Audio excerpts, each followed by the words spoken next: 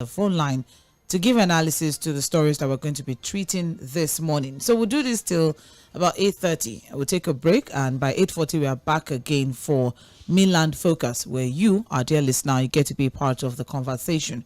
So thank you very much for joining us, and thank you for staying with us. We're social, so please do well to follow us on our social media on Facebook, Instagram, Twitter, YouTube at Mainland 98.3 FM. On X, we're at Mainland FM. And we're currently live on Facebook and YouTube. So as the show progresses, you can drop your comments in the live chat section as regards the stories that we're going to be analyzing this morning. Good morning, Fuhad. How are you doing? Yeah, good morning, Sandra. I'm good. How are you doing too? I'm well, thank you. Thank you very much. And All right. Today's Wednesday. Today the fallen heroes, the soldiers who were killed unfortunately at Okoma, will be buried today in Abuja. Yeah, at the Abuja National Cemetery. And I think the information we have is that the president will also be attending that event, Yes. as a mark of honor to the fallen heroes. So, well, it's one of those things. That's the way life is structured. Time to come, it's time to go.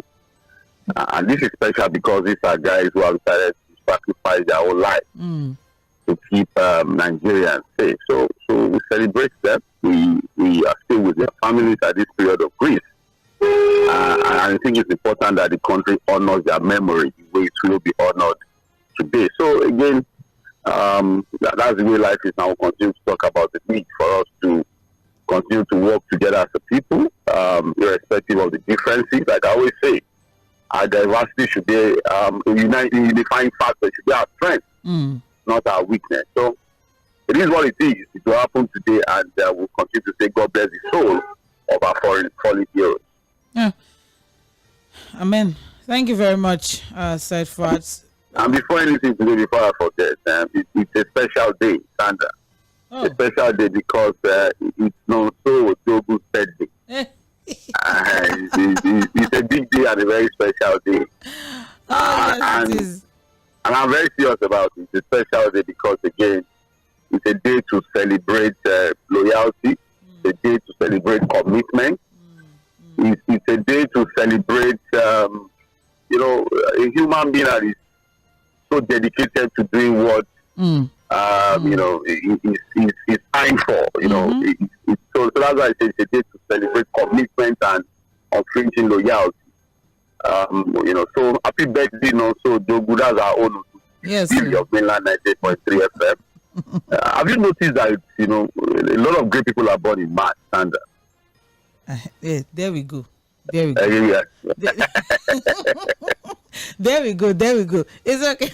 But I mean, amazing people. I know a lot of amazing people that are born in the month of March. Especially for us here at Mainland FM. I mean, we have. Or should we just conclude that the most amazing people are born in March? No, we cannot make that conclusion.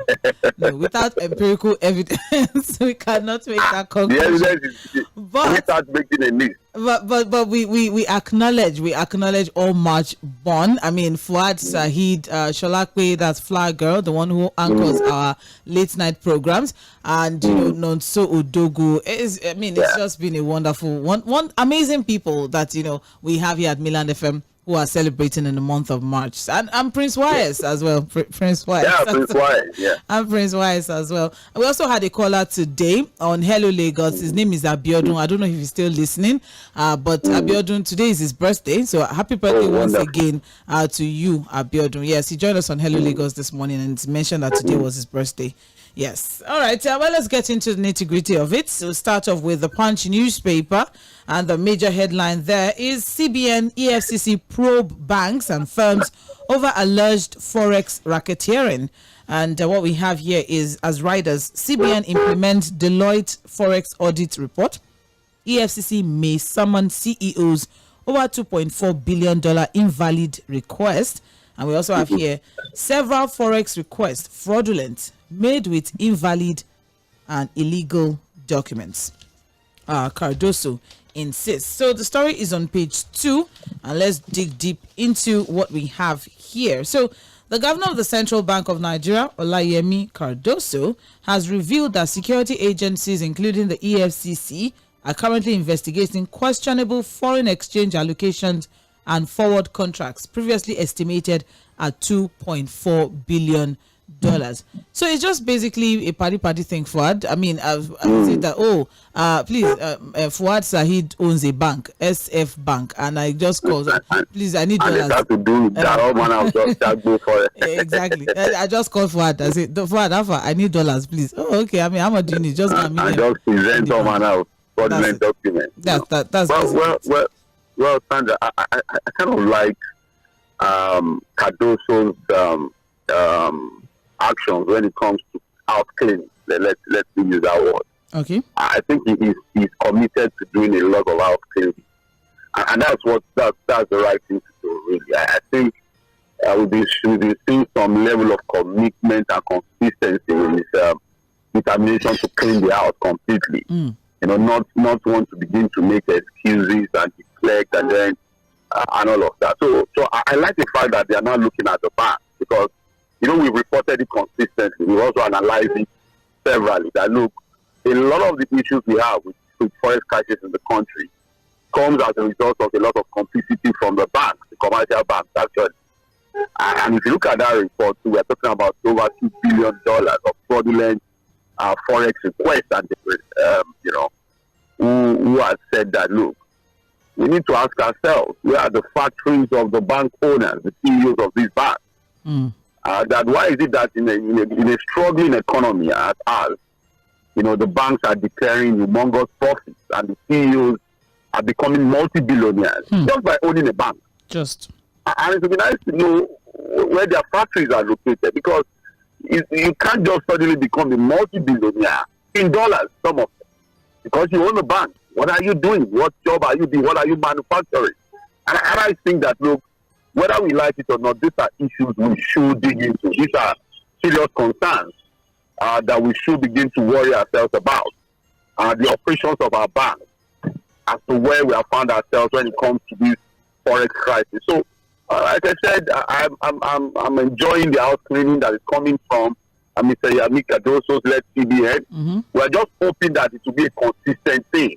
You understand what I'm saying? So it's not just the initial gag and then we go back to normal. Because again, we've seen that in the past where a new government comes in, just make noise and nothing comes up. Exactly.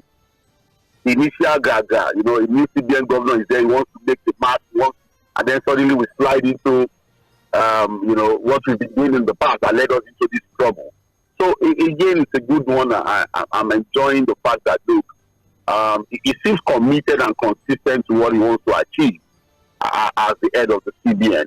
There was an MPC meeting was held yesterday, another MPC meeting was held yesterday, and he had a whole lot to say that Mr. Yemi Cardoso, the CBN governor. So again, we'll continue to keep our eyes on his activities as the new sheriff of the CBN and see what's able to do, achieve eventually.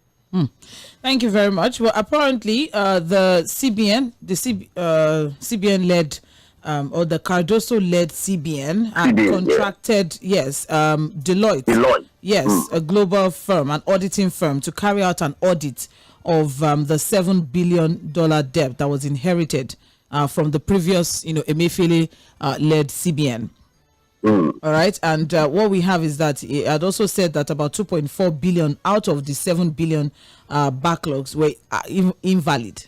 Elaborating further, while speaking at the 294th meeting of the MPC, that's a Monetary Policy Committee, yesterday, he also disclosed that security agencies are currently investigating the forex transactions that had been declared invalid by the audit report. And this could mean that, bank CEOs would have questions to answer. Yes, as there's emphasis on lack of valid documentation, among other infractions. There's also reviewed majority of the transactions do not even meet the criteria for payment. And there's some a lot of discrepancies rather that were highlighted from the report. Also detailed. And just imagine, Sandra, if it was the era of our friend now, they would have probably paid this money, $7 billion. Just imagine. Declared invalid by the Lloyd's investigation. You can see the way people are slicing the country.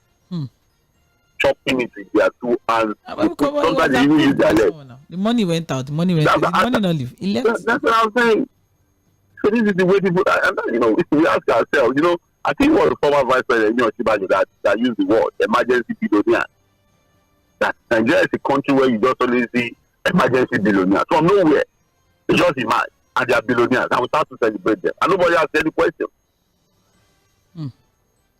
All right. Well, while emphasizing the gravity of the irregularities, Cardoso described the numerous foreign exchange transactions under investigation as unlawful. There's a lot to actually take away from this. A long story. It's a very long. It's a very, very long read. And responding to issues of some stakeholders who have backlogs of forex, Cardoso assured that, Cardoso assured that the market remains open and transparent for them to address any outstanding contractual obligations. However, he said the CBN had diligently verified and settled recognized backlogs of forward transactions. I remember this report from last week, Fuad, where they said they have settled some forex backlogs, and then some and then some people came forward and said, which backlog? I hope it's not audio backlog that was. No, I think mostly it was the foreign airlines that said that they are not sure. And it's not actually the airlines talking. I think it was just a particular group in the aviation sector saying they are not completely sure that information of settling all the backlog by the CBN is true. That, for example, the backlog of the foreign airlines, they are not completely sure about. But whatever it is, I think that's good commitment to pay the backlog. It's better than accumulating it. Yeah. We talk about this lack of confidence in the way we do business here. If people come in, they do legitimate business and have legitimate claims, and you're not settling them, you're not paying them. There's that distrust with the way we do business, and that in itself would not encourage foreign direct investment. So if we are now a CBN that is, so committed to sorting out all of those things, I think it's a good one for our economy. So like I said, kudos to the Tʀᴇ. So, recent activities around him has shown that, look, we may just have the magic wand to solve our problem. All right, then, still on that particular one, Fuad, we also had the conversation as regards the fact that Olayemi Cardoso promised us that, CBN was going to focus on monetary and fiscal, policies. Yeah, they are backsliding already. But speaking of that, whether or not they backslided, we have a report here, and the CBN governor is reiterating that the fertilizer donation to farmers through the Ministry of Food Security and Agriculture does not mean the bank has resumed direct interventions. It's intervention. You should not mess up with that phrase. He said, and I quote, "We have been consistent in saying that we will withdraw from direct intervention. We have also been consistent in saying so. We have also been consistent in saying that we will work with those who we believe have the capacity to successfully intervene in whatever manner they can. The fertilizers given out were the residue of an intervention that had been done before we came into office. It was not something that was done directly by us, and the options were either to leave them there to rot away or to give them to those we believe had the capacity to distribute. And that is exactly what we did, handing over to the Ministry of Agriculture." So he has explained that now, that it's not a new intervention. It was a battle. So, but you have to it is intervention, which he had said their own CBN would never do again, because they are now more focused. They are going to be solely focused on monetary and fiscal policy, and will do away with all of these kinds of intervention. Just imagine the CBN sharing fertilizer. CBN sharing fertilizer. But they said rather than letting it rot away. No, he has explained it, and I think it's a valid explanation. These were the same aberrations under Emefiele. Yes. Emefiele was the one doing everything. He was building roads, buying fertilizers for farmers, buying cars for people. I think as they say that CBN was even giving people wives, helping them to marry wives. In Kano State. No, but it could. What are you saying? All manner of things happen under Emefiele. So don't be surprised that people were approaching him to get money to good. This was even the first time in the era of Nigeria, that time, where people were getting direct funding from the CBN, not even through the commercial bank. So again, it's intervention that we don't want to policy again. I think we should have a CBN that is focused on commanding, on monetary and fiscal policies, to ensure we have a stable economy. Leave all of these interventions to the requisite ministries and those that have the job. How would the CBN be doing intervention helping to build roads? CBN and roads, CBN fertilizer, CBN. It's okay, but thank you very much. we get it. But then, still on CBN, the deposit money banks, or commercial banks as we call them, have been expedited have been directed rather to expedite actions on increase of their capital base in order to strengthen the financial system against potential risk. So, this conversation came up at sometime last year or early this year. Possibility of recapitalization, yeah. Yes, a possibility of recapitalization for commercial banks where we may see mergers or acquisitions or, and whatnot. So, what we have now is that Cardoso stated that the MPC examined developments in the banking sector and expressed satisfaction that the industry remained stable, safe, and sound. But then, let's not forget that sometime in November 2023, Cardoso at the 58th Annual Bankers Dinner announced plans by CBN to carry out a fresh round of bank recapitalization for the deposit money banks. And he said the policy was part of his efforts to strengthen its capacity to support Nigeria's drive to becoming a $1 trillion economy by 2026. The last time we did the form, I think we were doing the Sanusi era. I think Soludo did one. I don't know whether Soludo. There was none in Emefiele. In Sanusi, so I think Soludo was when it moved to 25 billion naira. Yeah. Yes. And that's a long time, really. We need to. I think the bank needs to recapitalize so that we can be very sure of the capacity of our bank to function. As financial institutions, now that we have a drive towards the $1 trillion economy, although that issue of $1 trillion economy is not solely the responsibility of the CBN. Tinkering with monetary and fiscal policies would not take us here. All of those $1 trillion. If I recapitalize the bank from now to tomorrow, there are bigger issues that are not particularly the job of the CBN that will drive us towards the $1 trillion economy. You understand what I'm saying? But I agree with Cardoso that it may just be time for a change for us to get the banks to recapitalize so that we know the banks that are ready for the new economy that the government intends to achieve. The figures we don't know yet, but I know from indications and from the reports we are getting from experts, we may be looking at about 250 billion. All right. Well, as we all know, for regional banks, the capital is or current capital base rather for regional banks is 10 billion. For national banks, 25, and for international licenses is 50 billion. So the proposed increase in the capital base is coming nearly 2 decades after CBN's 2004 banking reform. All right, which made the capital base go from 2 billion to 25 billion. Then, all right, that was in 2004. That's almost 20 years. So if we did 2 billion to 25, so from 25 in almost 20 years, I think we could be doing over 200 billion or more. Oh, so a lot of suggestions have been pouring in as regards what, but then there's not been any official announcement as regards that. But finally, on this conversation, naira is now 1,382 naira per dollar. So congratulations to, I don't know who is responsible for this, but somebody there's said no congratulations yet. So there's no congratulations anywhere yet. If what?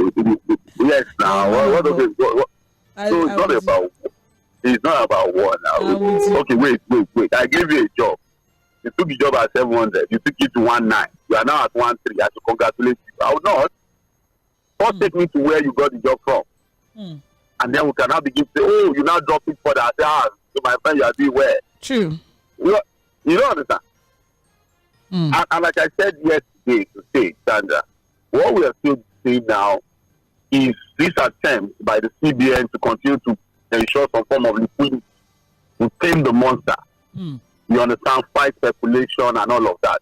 It's the CBN pushing in this forex, to continue to ensure liquidity. But it's a short-term solution. We talked about short-term, long-term solution. So it's a short-term solution, at least to ensure we don't have that continued free fall. But the long-term solution, standard, more sustainable solution, you know, for us to get our naira firmed up properly against the dollar to a point where we can begin to now build and consolidate on it, are even things that the CBN may not have a direct control over. You know, we keep talking about moving from consumption to production. The energy sector, we need to look at it. We can't achieve much with manufacturing and production if we don't have energy sufficiency. That is very important for us to talk about. Diversification of the economy, standard, the extractive industry, agricultural sector, then the complete reform of the oil sector. Up to now, we are still talking about crude oil test. We are still not able to fix our refineries. April is here already. I'm waiting for Port Harcourt refinery to work as promised.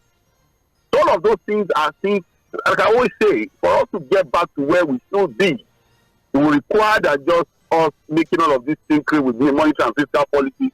We need to really roll up our sleeves, buckle our shoes, and do the hard work to get the economy going again. So, but again, you know, we can continue to talk about these short-term solutions, which in itself is okay. It was scary when we were getting to 1,009, Sandra. It was extremely scary to see what was happening. But thank God, you know, it's much of more improvement now, and I think we can consolidate and build on it. But it's not yet time to congratulate anybody, Sandra. Well, a lot of work needs to be done. Exactly as you have said. I mean, because despite this gain, the prices of goods and services have remained the same. It has not reduced. Nigeria, when the economy is significantly import dependent, a weaker naira makes imported goods more expensive, thereby fueling inflation. But then, even as the naira is going up and the dollar is coming down, goods and services, I don't know, it's only in Nigeria. I thought it was only age that goes up and never comes down. But apparently, in Nigeria, markets don't. Yes, you can have the naira stemming up against the dollar, but markets don't adjust as fast. And I'll tell you why. Because again, at that level of the economy, you know, speculations are not easy to change. So people are still going to be holding on, seeing what is happening, or would it be sustainable or not, before they now begin to adjust. But again, we are looking at forex alone. What has accounted for rising prices of goods and services is not just the issue of forex. Energy cost is also one of them. Standard cost of production. We need to talk about it. A lot of manufacturers are complaining that, look, diesel costs have gone through the roof. What they have to pay for energy costs, the issue of logistics and all of that. So all of the other factors that have accounted for those high prices are still there. It's just one of them that is getting a bit better. So you can't expect that sharp drop immediately. I've seen people analyze all this and say, look, it's not just one factor. There are several factors that have accounted for, you know, the rise of those things. So it might take some time until when we're able to fix all of the other factors, then we'll see the market adjust naturally. But not so far. Everything will happen very fast. Finally, on this particular conversation, apologies, we seem to take quite a long the economy, very important. As regards this particular story. But, you know, just in addendum, also on the front page of the Punch newspaper, 24.5 interest rate. And private sector foresees higher inflation and massive job cuts. So the hike in Nigeria's MPR, also known as interest rate, from 22.75% to 24.75% by the CBN, will further accelerate the country's inflation and lead to massive job cuts across the country, private sector operators stated yesterday. So the Nigerian Association of Chambers of Commerce, Industry, Mines and Agriculture and the Nigerian Association of Small-Scale Industrialists explained that the increase in MPR would worsen the private sector's ability to access affordable credit. While they described the credit is not even affordable anyway, so it's more difficult. So, yes, that's the best one. It's not already affordable, so while they described the interest rate hike as a move that will come with unintended negative consequences. Yes, the Lagos Chamber of Commerce and Industry, LCCI, said the MPR was a price that businesses would have to pay given the current state of economy. So we here we are now, Fuad. There's the negative consequences, but there's a reason why this is being done. We understand why the reason is why, or the reason behind, you know, the actions of the CBN or the MPC. But then, but has it helped? Exactly. That's the big question here. All right. This reason Has it helped? Because this CBN administration it's now supposed this to CBN reduce inflationary pressures. That's what the rate is supposed to do. But before Yemi Cardoso came, the CBN under Emefiele did it consistently, several, and there was inflation was everything. So now we have started again. Cardoso has come in, and this is the second MPC meeting. The first one, he moved it from 18.75 to 20.75. Now he has moved it again from 20. That was 400 basis points. Now he has moved it from 22.75 now to 24.75. All still in the bid to raise interest rates in the bid to stop inflation. But people are saying that, look, we've constantly done it over the years, and inflation is still going up. It means that, look, it cannot be an isolated case of thinking with our monetary policy in the hope that inflation will come down. What are the other factors, like we've explained, leading to this inflation? Are we tackling those ones? You understand? Because there are several factors we've highlighted in the past as the reason why we have this high level of inflation. So it cannot just be one policy. It can't be one policy trying to solve a problem that has come as a result of several other issues that we are not even addressing. The cost of energy, cost of production, and all other issues, insecurity part of it, that has led to rising food prices and all of that. Those are the issues we need. It has to be a holistic approach.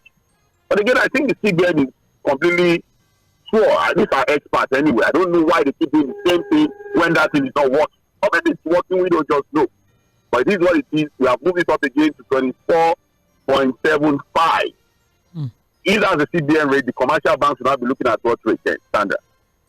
That is something. And currently, food inflation is about 35% already.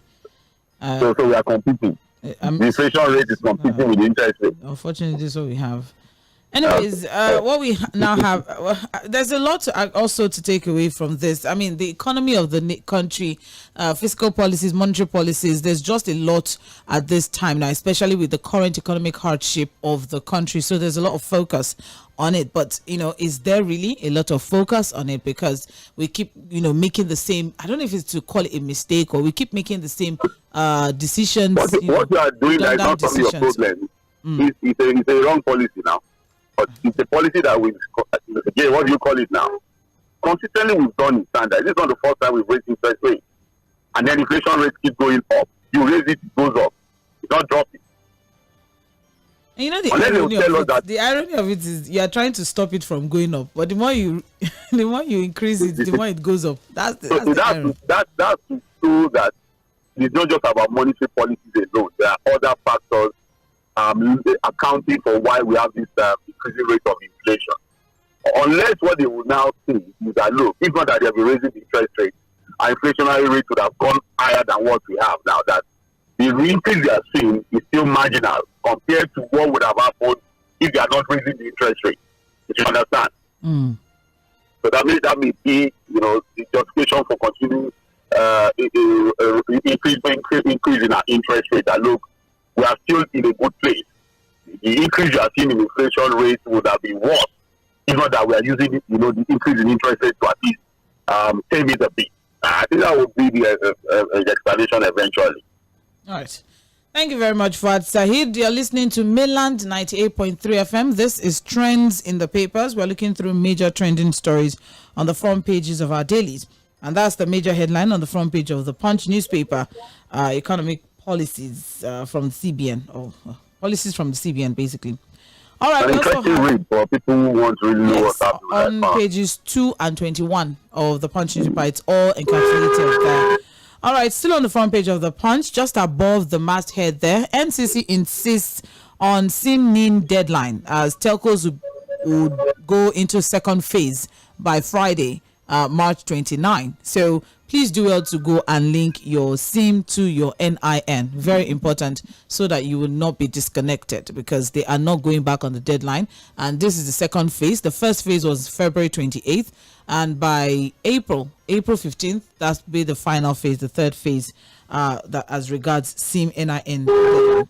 Please take that seriously. Stories on page 22 of the Punch newspaper. Moving on now, we also have here Tinubu to vet Foreign Affairs Ministry's ambassadorial list. Okay, so here we are, and the story is on page 7 of the Punch. Very quickly, Months after receiving the names of some ambassadorial nominees, President Bola Tinubu has yet to draw up a consolidated list of diplomats who will serve as Nigeria's envoys to various countries and multilateral organizations. And this is as the Ministry of Foreign Affairs said it has since collated and forwarded the names of prospective diplomats to the president for consideration. So what we have now, confirmation from Mr. Bayo Onanuga, Special Advisor on Media and Publicity to the President, that such nominations must pass through process before a final list is released. And there's no official list, but there's a list in circulation that's fake. But then what we have now is it's not clear whether the nominees are political or career diplomats, but feelers indicate that they primarily comprised of the latter. That's career diplomats. Well, when the list comes out, we'll know. But then we don't worry ourselves now. We'll wait exactly, wait. So in December 2023, a high-ranking official in the nation's foreign service, who spoke anonymously, confirmed that one of those considered for the top diplomatic job is the founder of Guarantee Trust Bank PLC, Mr. Afolabi Adeola, will be designated to one of the world's top 3 economies. That's what we have. He's being considered as a Nigerian ambassador. But then we also have that senior special assistant to the president, former deputy governor of Lagos, Olufemi Pedro, Speaker Katsina State House, Tasiu Maigari, those ones are career diplomats. Also being considered for ambassadorial jobs. I should make a prediction. I don't know if I should say yes to that, but please go ahead. But the list will be more of a political list. It doesn't be a list of politicians. People are still on the waiting list. We never see anything. What? No, the politicians would have to sort themselves out. So all these people that study international relations, international diplomacy in school, there will be PAs to the politicians who get the job. Yeah. PAs, them, or that's what it will be. You will find politicians there now because people have worked for the party. That's what politicians tell themselves. So these are the things to sort the boys now. The political boys, to sort them with this position. So what you find are just, then if you see one or two career, even the so-called career diplomat to be a politician. You find it in that's the interesting part, because I wanted to go there. What if a career diplomat is also a politician? So you will actually you will have affiliations, politics, you would have done one or two things for this. People are still waiting to be sorted out now. You think they are just going to work for now without getting anything? Oh well, we're waiting for the final list, as said by Mr. Bayo Onanuga. So once that comes out, then I think we can all we'll now know whether it's political or political diplomats or career diplomats. It's all right. It's both. Just put the two together. That's what you get it. The story is on page 7 of the Punch newspaper. Finally, off the front page of the Punch, unemployment responsible for rising banditry and kidnapping, and that's coming from former President Olusegun Obasanjo. And the story is on page 22 of the Punch newspaper. So what we have is that the former president has linked the growing activities of bandits and kidnappers to the unemployment situation in the country. All right. And he spoke at the 9th International Trade Exhibition and Conference on Agro-Food, Plastics, Printing and Packaging that was held in Lagos on Tuesday. So he said, and I quote, "Of course, if we are able to achieve this, it will improve our security. Part of our insecurity are men and women that are not properly engaged. If we are able to give them employment, there will be less of them getting involved in banditry, in kidnapping, and doing various other criminal activities that they get involved in." What do you agree? Yes, totally. It is what it is. You can't have that level of poverty, unemployment, without having corresponding insecurity. A lot of these guys who go into these things, I've looked at the larger society and they feel that, look, there's no hope really for them. You understand? If you look at areas where we have these banditry, kidnappings and all of that, you see that, look, it's quite clear that a lot of these things are happening as a result of failure of governance. No justification for crime, really. But whether we like it or not, one thing leads to the other. And like I've always said, and that's what the political government is reiterating. You can't have this level of failure of governance where there's nothing happening practically in those places. You have ungoverned places, there's multidimensional poverty. You know, I think the last data we worked with Sandra, in some states in the north, in some of those states, you'll be hearing that about 80 to 70% of the population live below $1 per day. So when you have that kind of situation, what do you expect? People are going to go into crime eventually. And that's what some leaders of the north are saying. Again, that look, you can use all of the kinetic means to try and solve the problem. So deploy more military, deploy more soldiers, do everything. But the non-kinetic solution is not just about, it's not about ransom payment to Sandra. It's about ensuring that the political class deploy the people's money to better their lives. You understand what I'm saying? Put infrastructure in place for the people. Empower the people with education, good health, improve their living standards so that they can fend for themselves. Allow the farmers to go to bank so that they're economically empowered. But if we don't concentrate on those are the damn kinetic solutions we should be talking about. And that is domiciled in the hands of our political class. We should do the right thing. It's not about just talking. You must be willing to do the right thing to solve the problem. It's not about the talks you make. It's about your commitment to solving those real issues. That's what we are saying here. Yeah. Well, the former president has said first is employment with our teeming population, and the problem we have with our youths going over the desert, risking their lives at the Mediterranean will stop. What we can do is give them enough employment. And the area that is sure to provide employment is agriculture. When you talk about the farmers can't go to farm because the people that you farm have become bandits. And the few ones that want to go to farm, they can't go to farm. You see the problem. Farmers, the old farmers have become bandits. Then the few ones left cannot even go to farm. You see the problem. And this is what we are talking about. Yeah, I'm with you. Oh, there's also there's a statement he made here, just very quickly, for the fact that we have to make agriculture glamorous. People see agriculture, farming, as very tedious and very dirty and stressful and all of that, because the youths would rather go into entertainment, music, skits, content creation. And I'm not demeaning that. Of course, it's also a hard working job. Let me share this story with you, Sandra. I have a young one of my younger brothers like that.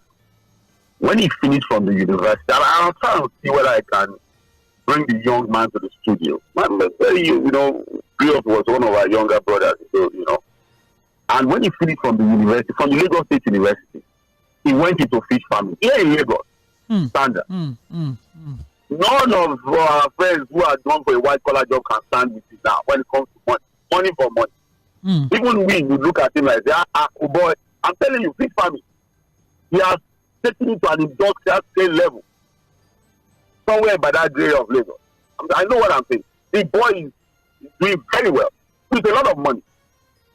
So anybody that thinks they think that this is just planting yam and cocoa, they have different types of agri.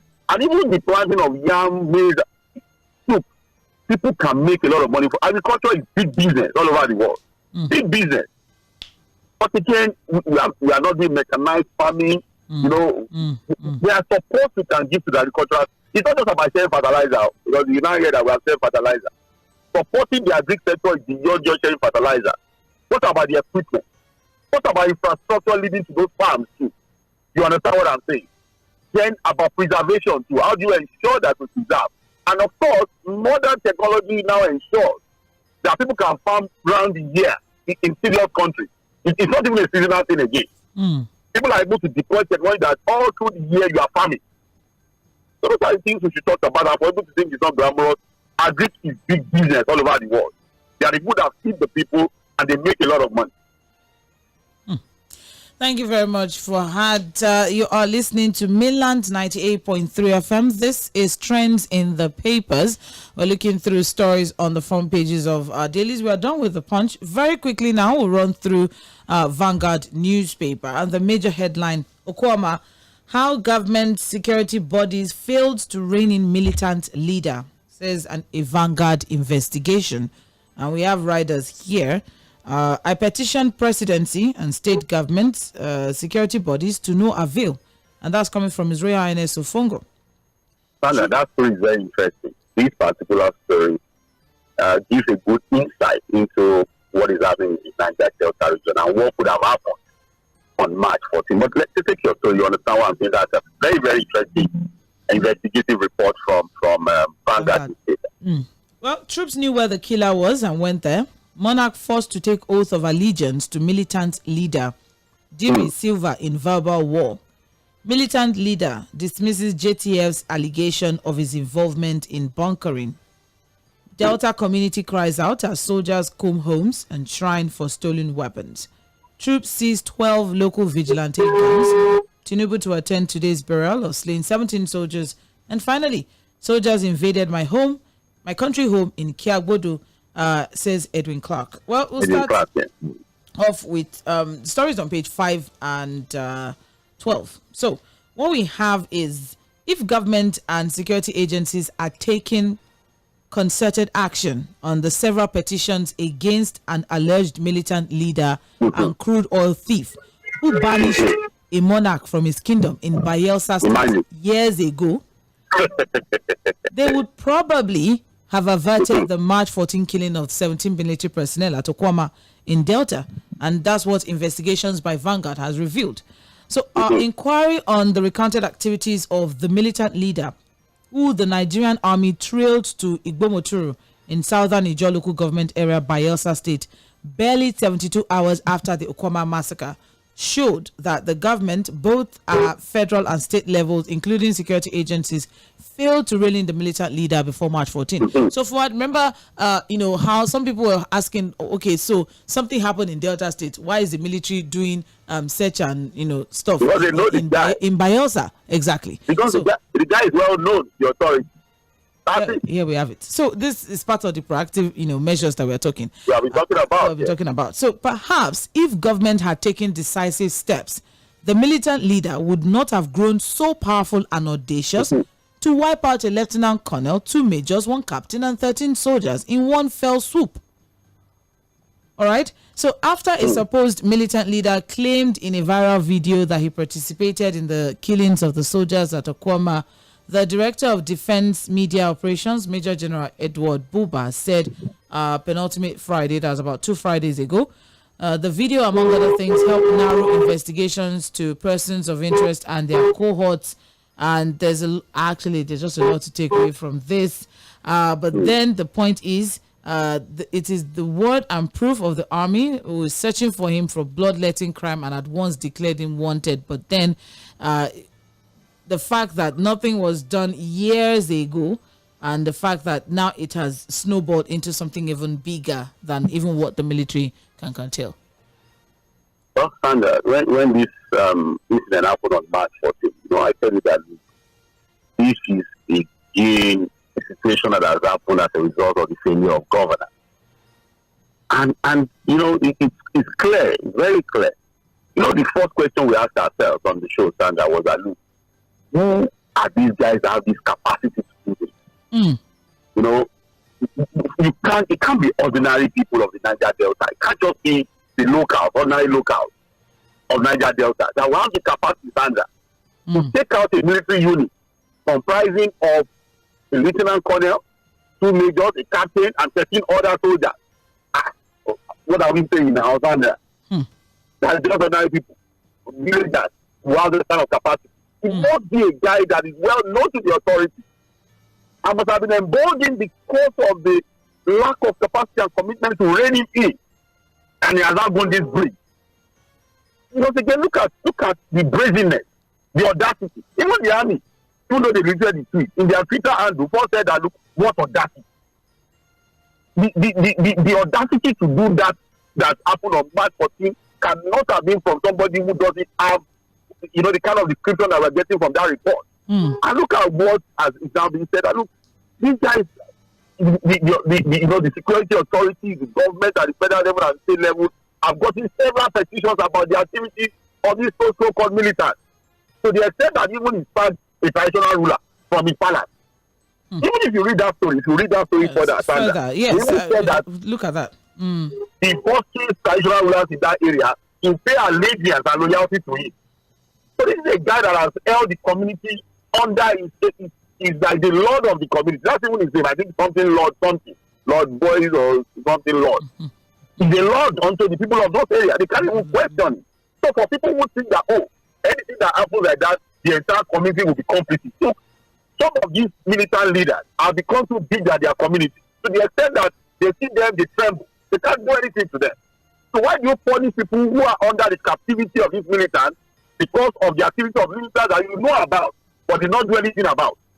Even when the community was complaining about his activity. So it's a well-run guy. That was why it was easy for the military to start to go after him. But now, what has happened, unfortunately.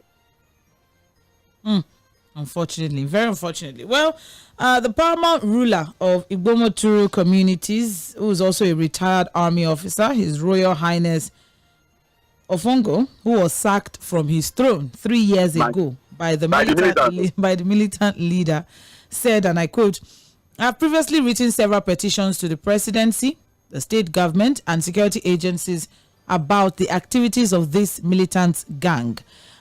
In his words, my community, Igbo for some time now has had some internal problems, and there's a group that brought militants to the community to solve the problem. Okay?